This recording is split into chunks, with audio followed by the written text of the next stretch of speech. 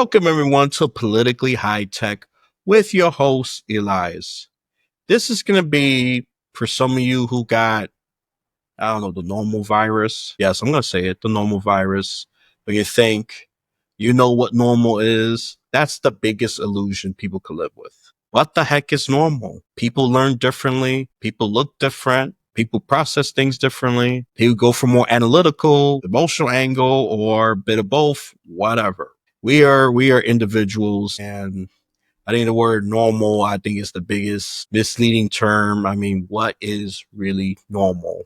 Maybe in the cultural sense is some normal, but look, there are so much different cultures out there that look, it just dwindles down the word normal to the point that's non-existent. So we're going to learn something that has been overlooked for a long time because the understanding of this concept has been fixated to a certain time period. And we haven't evolved our understanding with what it really is. Before we get into it, I normally don't do a short and ambiguous intro because I'm keeping it that way on purpose. That's when the guest comes in because I want a reason to shut up. Okay.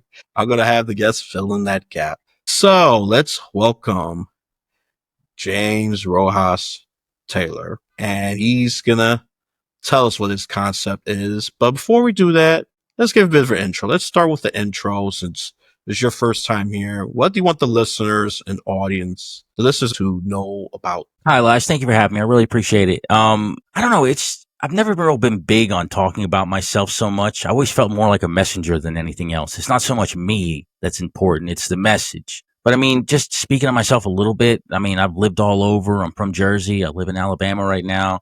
Been in the military. I was an actor for 30 years. Like, I've jumped around, bounced around everywhere. And I think it's picking up all those little pieces and even connecting back to an incident in my youth that really kind of helped open my eyes to this idea. And that's kind of what I'm here to do, is to show that people need to start using acting tools and techniques so they can learn mental and emotional literacy. Wow, I think I gotta start throwing rewards for the shortest intro. You're definitely a contender. I can say that much. If I analyze it, I'll be real critically just using numbers and all that, minus my interruptions. You're definitely top 5 shortest. I mean, feel free to add a little bit. Or maybe just add the message you want to spread instead. Yeah, the message is, like I said, that's really what the most poignant thing is for me. And it's understanding that we aren't taught how to be. We're programmed from youth in school. We're all taught how to think the same, how to dress the same, how to be the same. And if you step out of these parameters, you generally get ostracized. But that's the wrong way of being. What I'm saying is, if we take these tools and techniques and learn how to be us, we can learn how to be us in different ways. Like, there's a great example of not too happened too long ago. Are you familiar with that cartoon Gravity Falls for the Disney Channel? I have heard it watched a few times. There's this significant part. It's like the question of who wrote a certain journal in it, and it was one of the key plot points. But what happens in entertainment, especially nowadays with all the contact we have, is people guessed which character wrote it before the series ended, so it spoiled it. Well, what the creator did was, again, this is a display of mental and emotional literacy. He drew a picture of a different character writing the journal, put timestamps on it, took a picture of it, put it on 4chan anonymously, took another photo of a different event that happened in the cartoon series, again, put it on 4chan, and when the second one, the minor spoiler happened, it gave credence to the bigger one, which was something that the creator anonymously put up. After that, he puts a tweet out saying, "I'm so fuming right now." And then a little bit later, he deletes the tweet. And then after that, the internet it did what it did. And it shifted the focus off of the character who wrote the diary, who they figured it out, to this other character. So here's this person who, using these certain tools and techniques in a positive way, manipulated his entire audience to take them off the track so they wouldn't spoil the ending of the show that they loved. And it's like, that's the capacity of things we can do as individuals. More than that, think about this, that we're at the point now where we're teaching actors how to use real emotions in imaginary circumstances. Where do we learn how to use our emotions? All right. Now think about this one step further. Every one of us goes through adolescence. None of us know how to use our emotions, and we get just ransacked with our emotions. Well, what if we taught these tools and techniques to elementary school kids before they hit adolescence? So now when they hit adolescence, they're armed properly instead of going through this world of learning everything firsthand as it happens.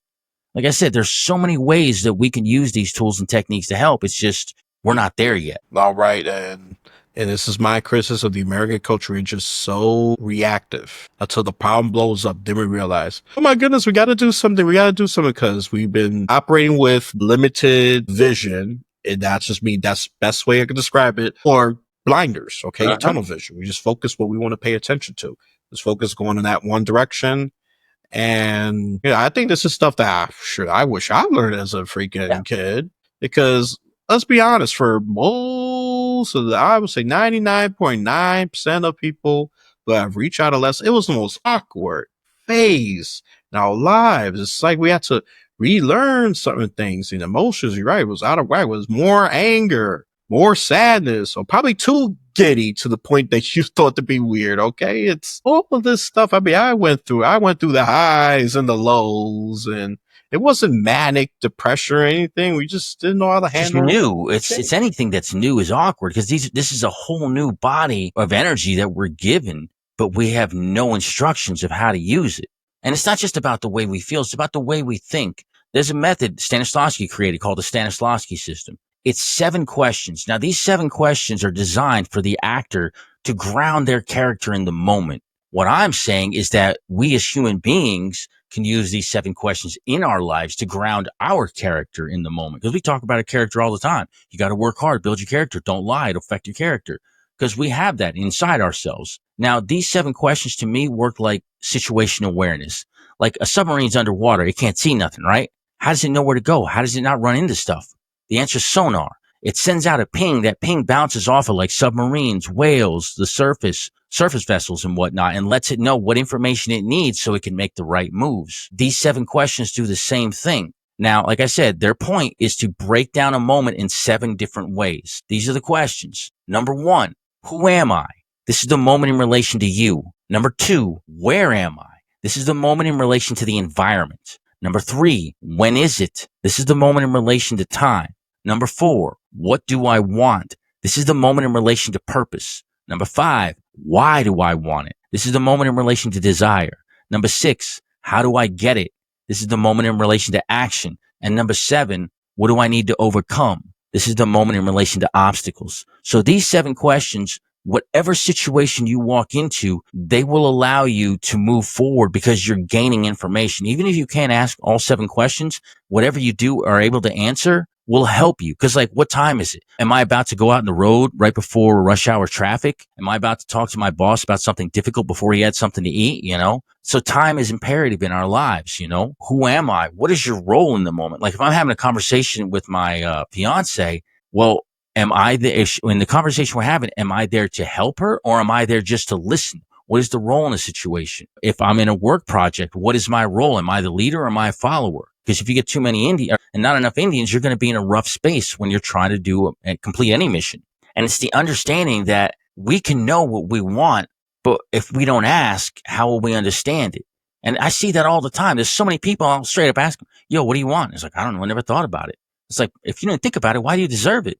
The world is out there for us to take, but we don't know how to take it. So what I'm saying is that these acting masters accidentally created a system that allows us to do that. Because if you look at the arts and how they work, like metal workers, they work with metal. Glass workers work with glass. Musicians work with the instruments and composition. Well, what does the actor work with? What's the marble that we chisel?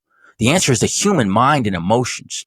But the reality is we don't have a mind and emotions for the stage and a mind and emotions for real life. Ipso facto, everything, all these tools and techniques that these guys created they work for all of us because that was their tool, the mind and emotions. And all they did was create tools, the hammers, the shapers, the polishers to shape that marble.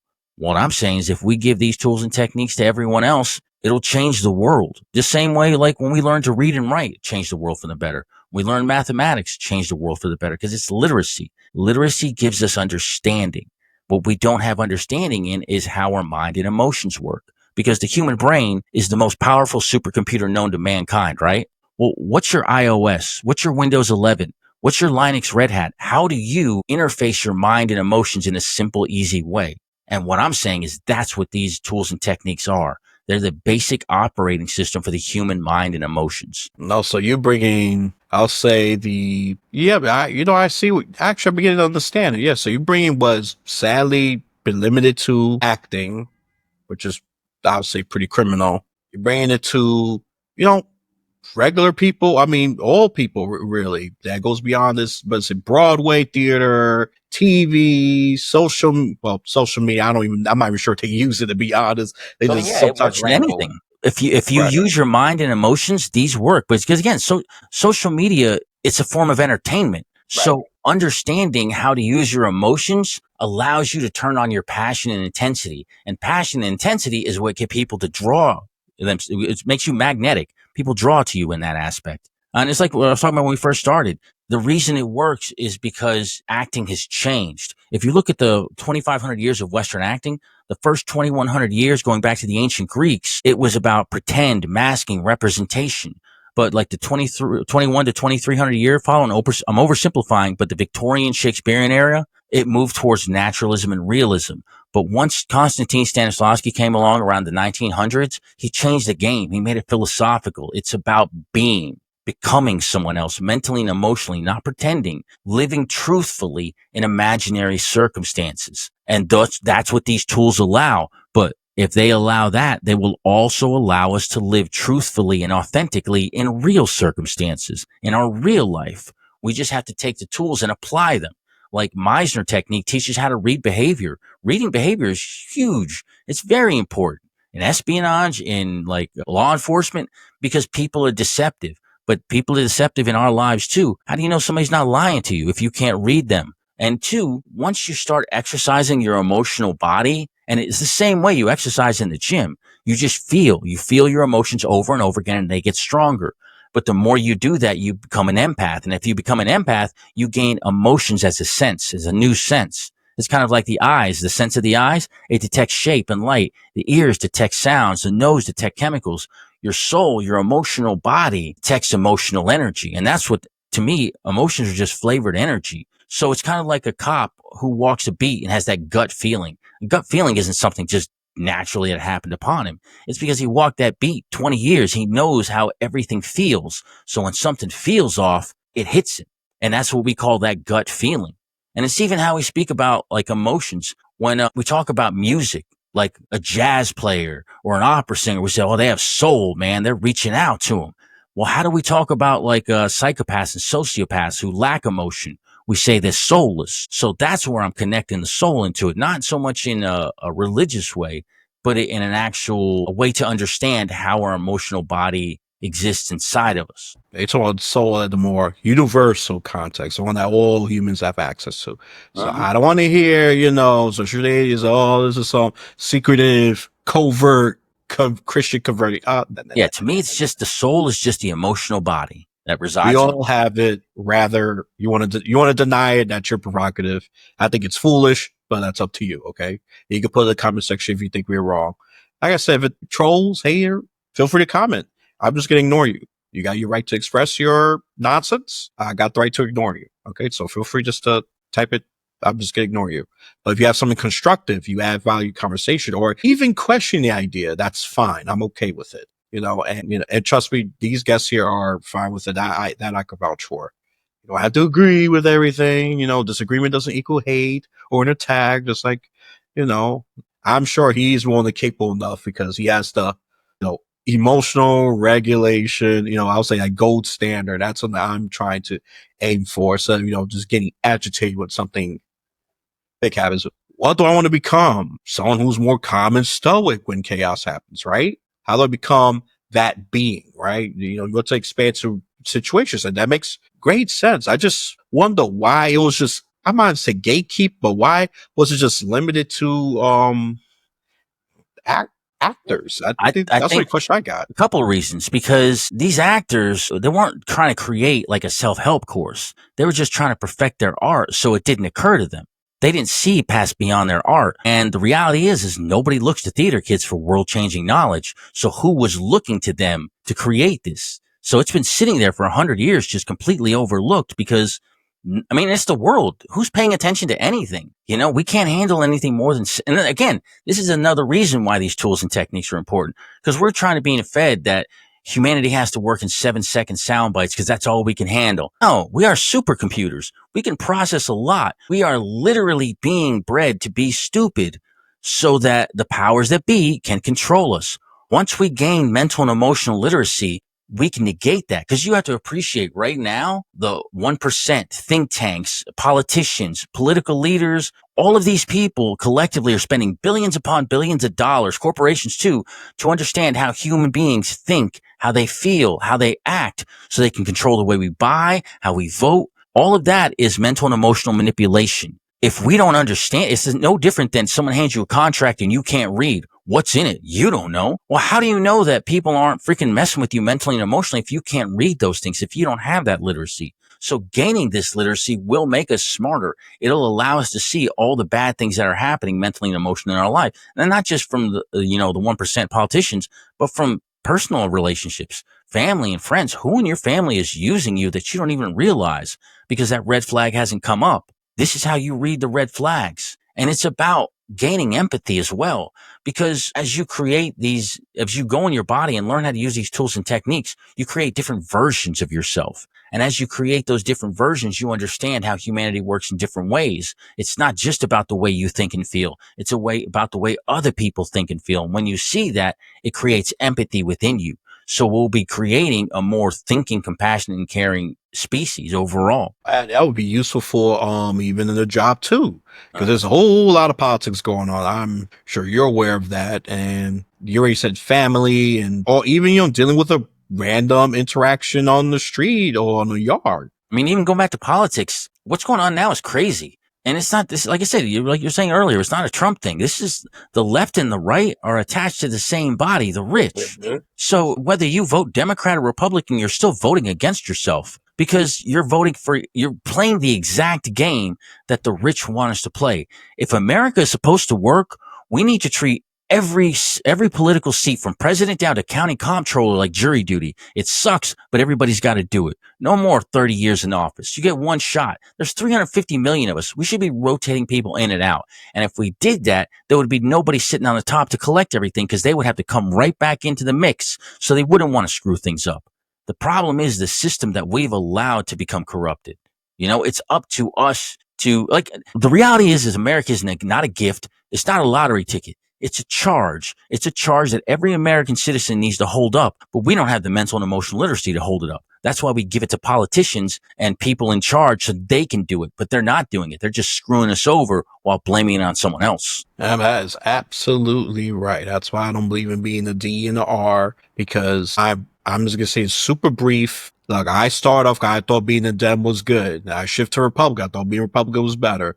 Then I realized they both screwed up. They're both, You're just like you said, they are controlled by corporations and the rich, both of these parties. You either gonna have the blue flavor or the red flavor of control. You're still being controlled and screwed. You're just changing the color and the orientation, which is so superficial. It's so nonsensical. And sadly, I'm seeing that more people's realizing that, which is great.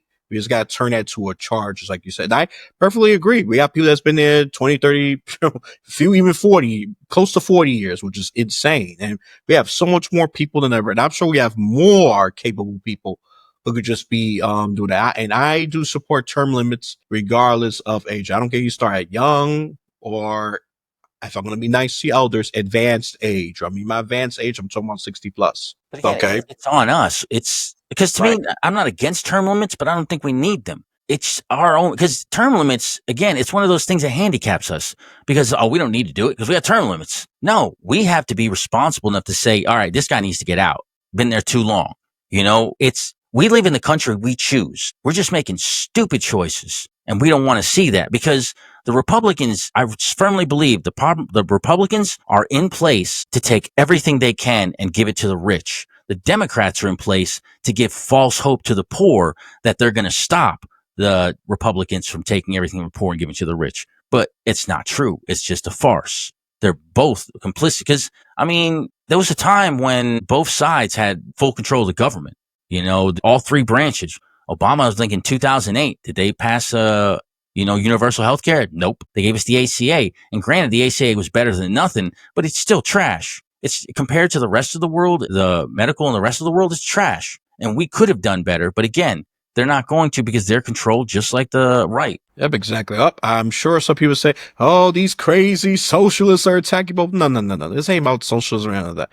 We do better, all right? I mean, our GDP, so far it's number one, but it's not going to be there for long, especially the way we're acting. Okay, we are stagnating, we're even declining. I'm just going to be honest. I'm a tough love American. I say it like it is. I love America, but I'm not going to, turn the blind to say, "Oh no, there's nothing wrong with America. America is the best it's ever been." We all, come on, most of us know that's bullcrap. Okay. Oh yeah, and it's the way we read the markets too. It's like, yeah, the GDP's good. Yeah, the economy. Well, I mean, it was good. Now it's tanking, but still, all those things are good for the rich. They're not good for America. The majority of America is hurting, and it's been hurting, and it's been going down for my entire life.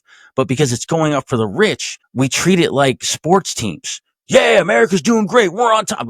Bro, we can't feed our kids. We can't take care of our elderly. Who cares? To me, it's like, who cares how good the economy's doing when it's only working for 1%?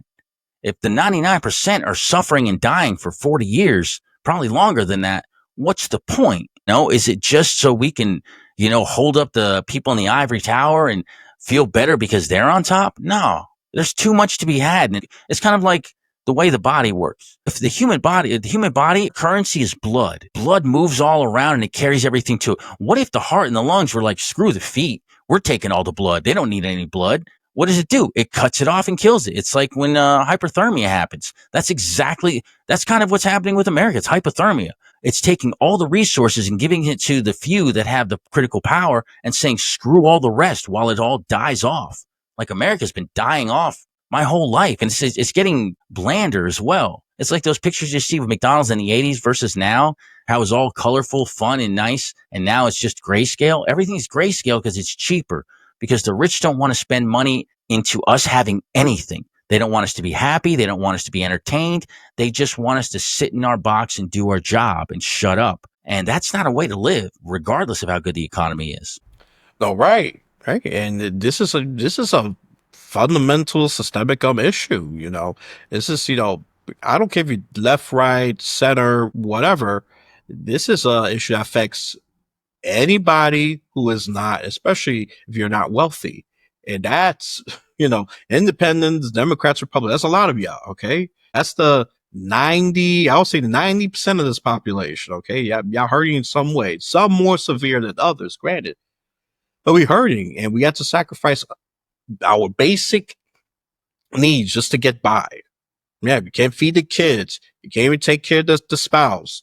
You can't, you got to sacrifice between what? The food, for example. Some families have to make that painful decision. So learning all this, I'm going to call this acting skills go beyond or something like that, or emotional regulation go beyond, wherever the title is along those lines, or just connected to or change our, being, be connected to our core being so we could be molded, appropriately, let's just say that, to the situation.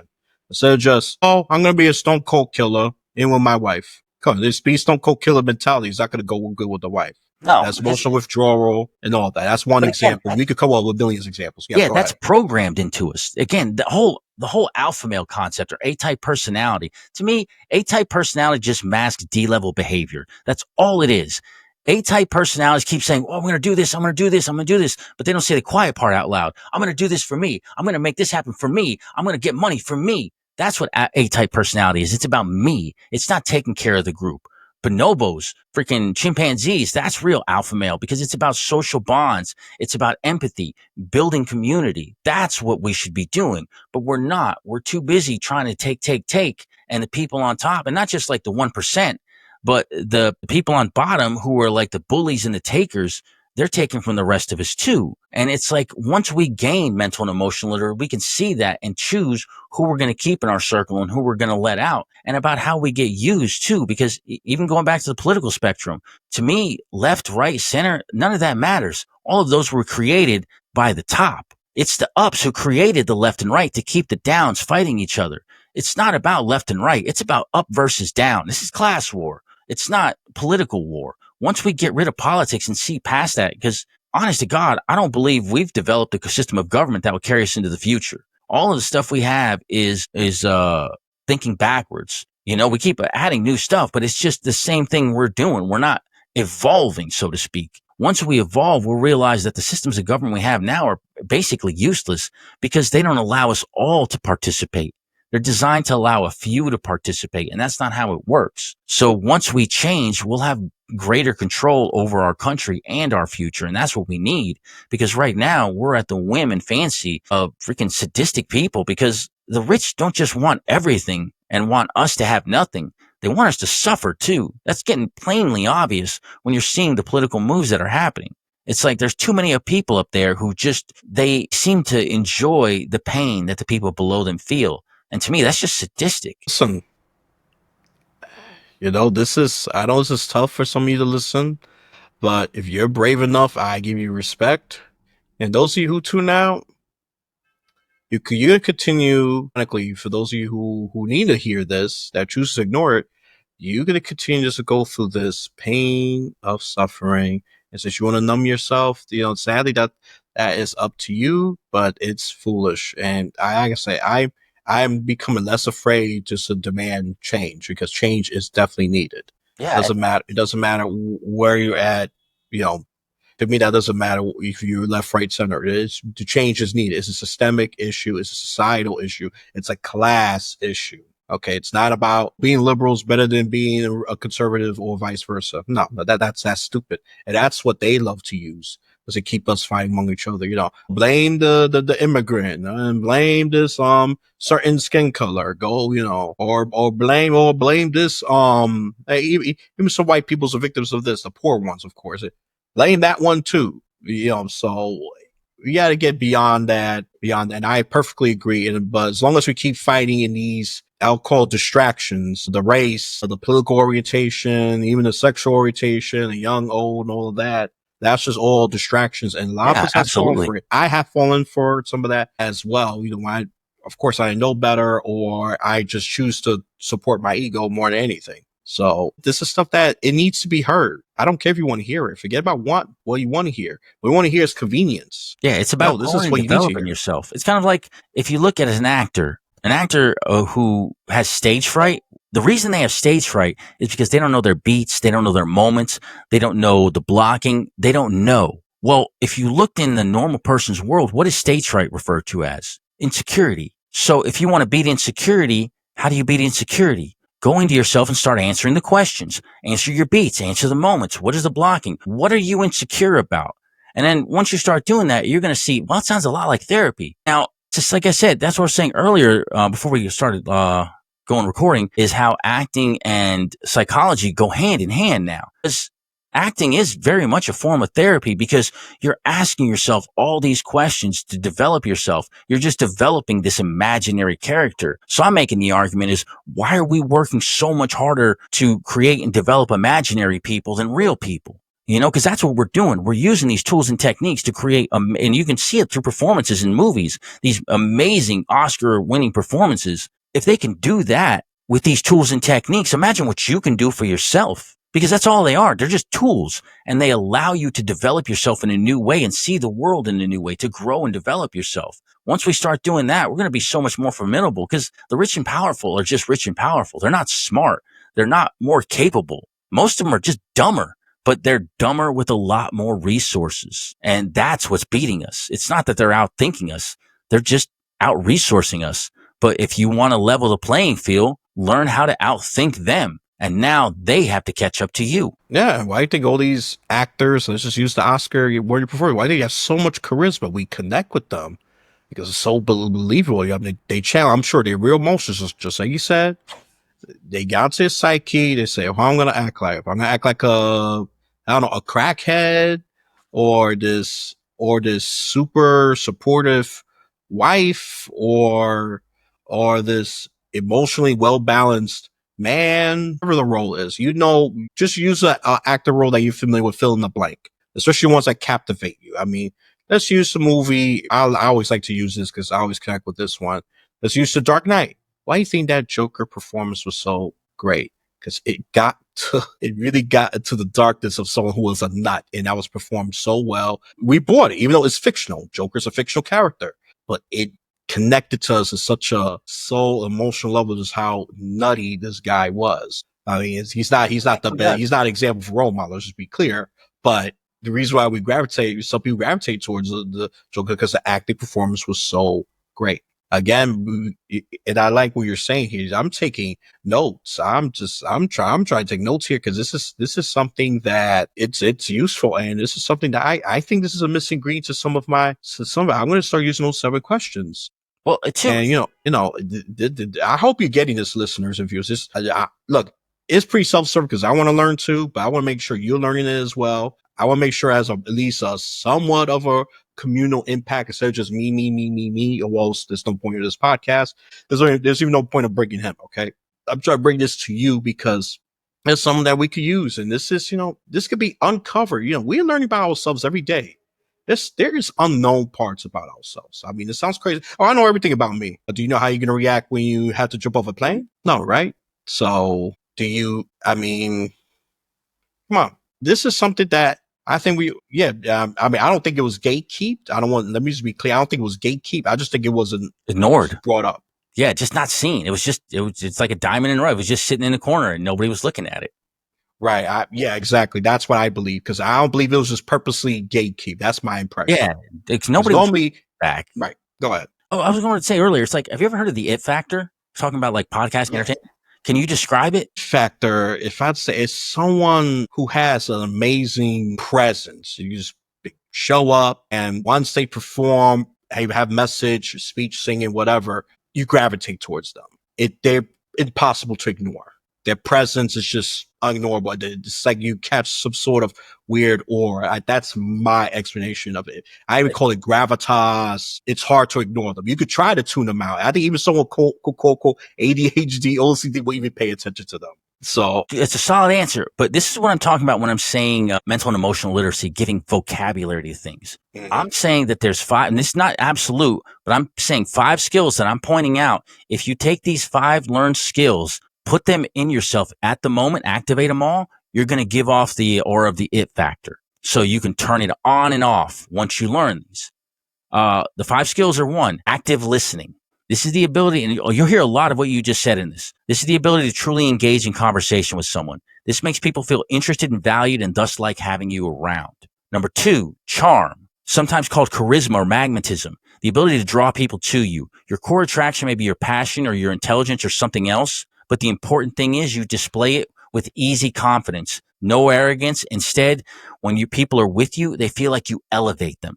Number 3, intensity, the ability to bring force to your presence. Whatever you bring it hard. You don't need to dominate, but you can't be ignored. Number 4, generosity. You're so self-confident, so present in the moment that you look for ways to give to others. And number 5, poise. It's another term that's used sometimes mysteriously, but it's simply the ability to use nonverbal communication, posture, gesture, expression to do work for you. So that's what I'm saying. Once we start giving vocabulary to these intangible parts of ourselves, it'll give us something to hold on to, and it'll allow us to use these tools much better as opposed to just, because right now we're living in a world like, let's say nobody could read and write. If you wanted to learn how to read and write, you need to go to a tutor or a mentor, and they can teach you and only teach you certain parts. That's not a great way to live, but that's how we're living mentally and emotionally. We're not systemically teaching this knowledge that we have to everyone. And I'm saying we should teach it in schools the way we teach reading and math,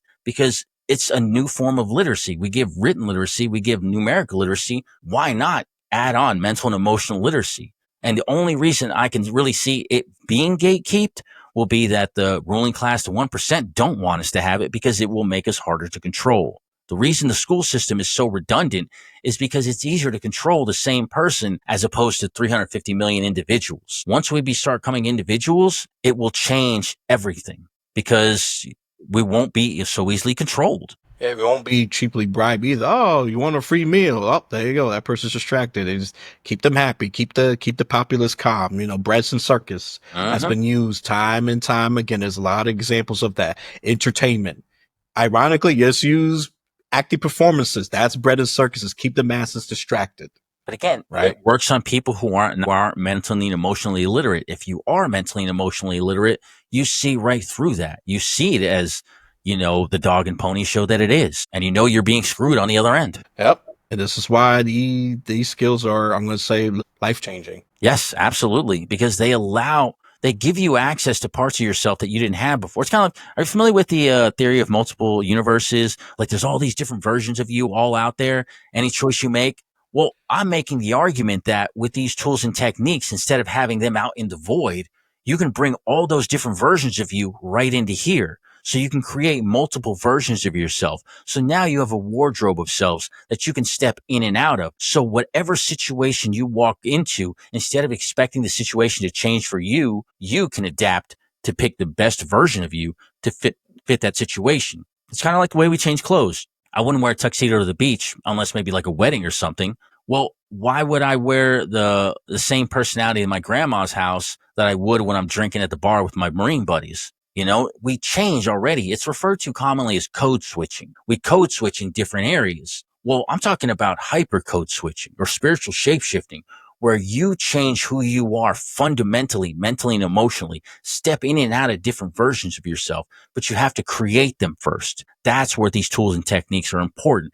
They allow you to create these different versions of yourselves. And when you do step in and out of these different versions, the way you see the world changes. So if you have a problem that you can't solve, you could change the version of you are, have a fresh set of eyes to see that problem. So now, and that's how I solve problems. And people will literally bring problems to me because I solve them so fast.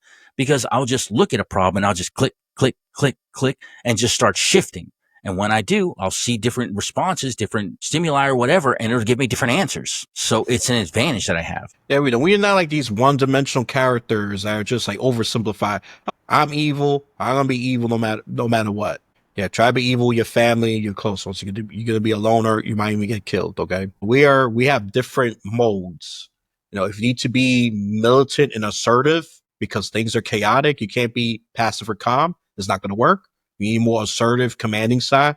I was like, everybody, chill out. As opposed to your normal personality, we need different modes. We're human beings. Uh-huh. So we got different beings. I mean, when you're speaking in a quiet environment, of course, a more calm tone is suitable. But if you're in a stadium, you're definitely going to need to be louder because there's a lot of noise and a lot of people. Okay. And if you're going to be so ignored. People are going to even boo.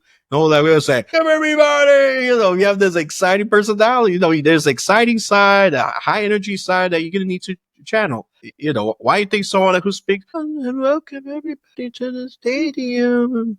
You would be like, what the heck is this? And if they get extra nasty, they're gonna throw stuff. All right, especially some sports fans, they're a little crazy. Okay, but we have this energized person. I'm gonna offer you tonight's entertainment. There you go. You definitely have more attention than the speaking very, very meek. So you could have so much examples of this. Okay. When your spouse is crying, you have more the supportive, soothing side. But if a guy's trying to get you with a knife, assertive, focused, combative side. I mean, Well, even that. combative it's in the sense of, defense. And that's last resort. Let's just be clear about that. That's not going to happen most of the time. But you're not going to be, oh, please don't stab me. He's going to shank you. Yeah, well, I mean, it's different ways too. Because I remember watching this one video. It was like from like Thailand, Singapore, somewhere in that area, and it was this dude who brought a knife up to this, who was a cop, and the cop was just mad calm, just like shit happens every day. And then he just sat there and talked to the dude, and ended up disarming him, even though he was unarmed. And it's about how you respond and react. And we aren't taught that there's multiple ways to respond and react. We're generally taught this is the way we do it. This is our way. Do it this way every time. No, when circumstances change, the situation changes, you should change along with it. And when you do, it allows you to see different avenues of approach. So does it need to be combative? Sometimes. Does it need to be non-competitive? It could. It depends. It's about reading the environment. And that's what I'm saying these tools and techniques do. They allow us to read those things so we can see between the lines or read the writing on the walls where most people don't. So when you have that literacy and you're able to get more information than the average person, you can make better choices. Absolutely. I mean, look, this could go on for a while, but I think we really throw so much value here. I think, my subtle quota is already fulfilled. This could go a little longer. Anything else you want to add before I wrap this up, before I do a shameless plug-in for you and myself? Yeah, actually, I did have a shameless plug. This is the book that I wrote on the subject. It's called All Your Best Selves. You can get it on Amazon right now. You can read the introduction for free on Amazon. It's digital and paperback, but it's broken down into three parts. The first part is autobiographical, talking about my life in respect to the idea. The second part is talking about the idea and the science, because I didn't really talk about the science, like all the different things that support it, because there's a lot of science research that can support what I'm saying. And the third part to me is the most valuable because it's what I refer to as the intangible toolbox. It has the Stanislavski System, 8 exercises, the Miser technique, 3 exercises, Uta Hagen's 10 exercises, and some improv. But I have all these exercises listed out and explain how we use them as actors alongside how you can use them yourself in life. Because these aren't all of them. This is the tip of the iceberg.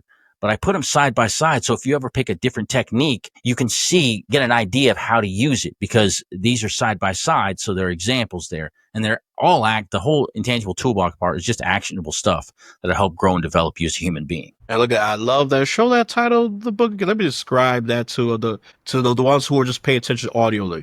You see, it's an infinite sign, same like a 8. It could be an 8 or infinite sign. If it's so, all your best. Look at it, like the brain is burning on top, or And what the does it heart's look like? bleeding on bottom. It's a heart bleeding. It's a heart bleeding. Okay. Okay. Yeah. I was about to say, look like a fruit to me. I'm thinking of fruit. Maybe I'm hungry, but, yeah, it is a bleeding heart. All right. Let me be serious now. It's a bleeding heart. Some of you might think of food for some reason. Don't worry. I allow strange interpretations. Just express them out, and he's the author, of course. Go get that book on Amazon, ebook, or if you want to be traditional. I like to be traditional. Some of the books, especially I know I'm going to value it. Get it paperback as well. It's something about paper. It's scientifically proven. If you read it through paper, it's like the ink permeates your memory as opposed to reading digitally. Because digitally, your eyes get screwy and everything start looking the same after a I while. like making notes too. I like highlighting and making notes. That's why I like Exactly. Yep. That's another. Yep. That's just strengthening my point even further. Highlighting, taking side notes, sticky notes, whatever you do. Yeah, I highlight. I like to highlight because when I tried to do the sticky note thing, it looked like a mess after a while. The highlight is better for me, and I just do like a little book notes here and there, so I can just find. What you said before? Oh yeah, there you go, right there.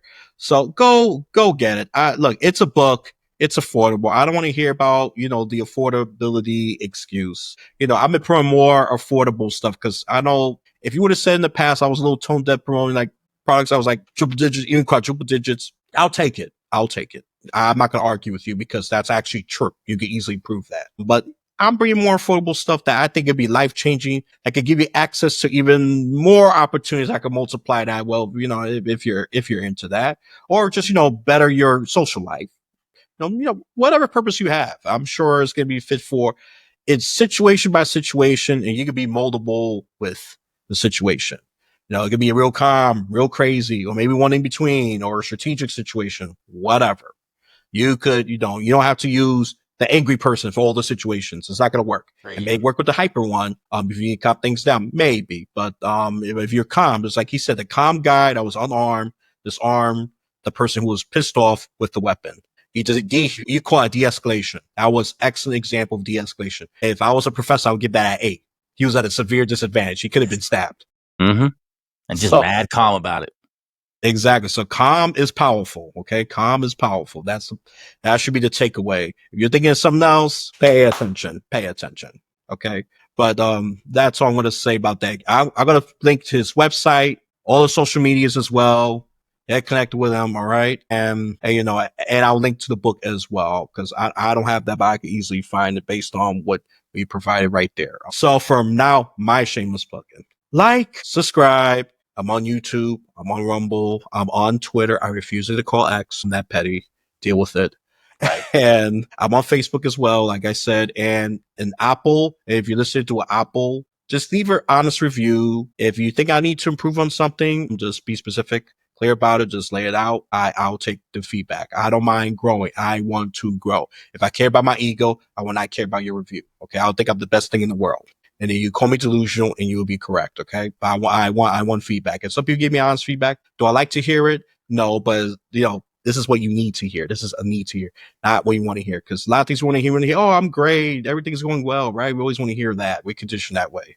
But the things we don't want to hear are normally the ones that make us grow and become better because it's uncomfortable. It's uncomfortable. Growth is uncomfortable, period. If you're too comfortable, you're not growing. You're getting stagnant or you might even decay. Okay, even worse. That's all I'm going to say about that. And leave a donation if you want. Smallest is $3 a month. 3 strikes you're out. 1, 2, 3. 3's lucky number to some cultures, whatever. Or if you want to be Christian, Father, Son, Holy Spirit. Okay, and then there's higher tiers if you want. But I have exclusive content for you as well.